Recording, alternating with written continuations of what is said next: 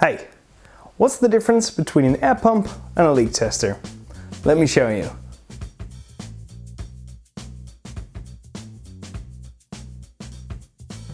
Okay, so to show you the difference, I'm going to be simulating a leak test. I'm going to be doing this with a small valve that's going to simulate the leak, and we've got a pressure gauge to show us exactly what's going on inside.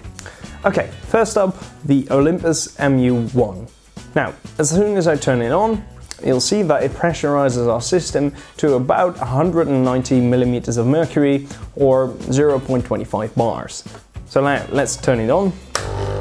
The only way to detect a leak is by having an employee trying to detect air bubbles coming out of the endoscope while they're doing their manual pre-cleaning in the water bath.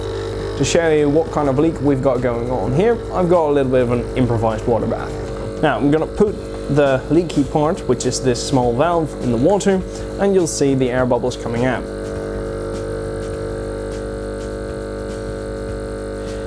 Now, as you can see, this is not a whole lot, and right now we know exactly where to look, but imagine doing this on a 2-meter long endoscope while you're thrashing it around because you're trying to get your manual pre-cleaning done in a reasonable amount of time. It's not ideal. Okay, so now let's find out how this process goes with the leak control.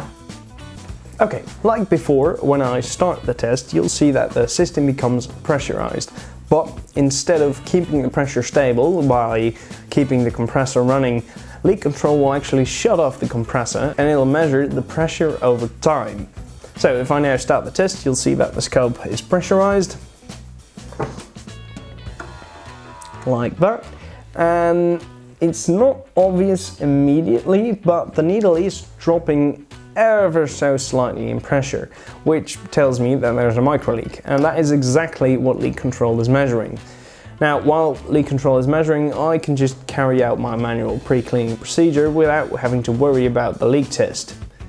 Leakcontrol will notify me with a red LED and an on-screen message telling me that my scope is leaking. So I now know that this particular scope has a leak, and I can send it off for repairs. I won't be wasting any more time or money on it, and I won't be exposing my patients to the risks of cross-contamination due to micro leaks. So in short, this is an air pump and this is a leak tester.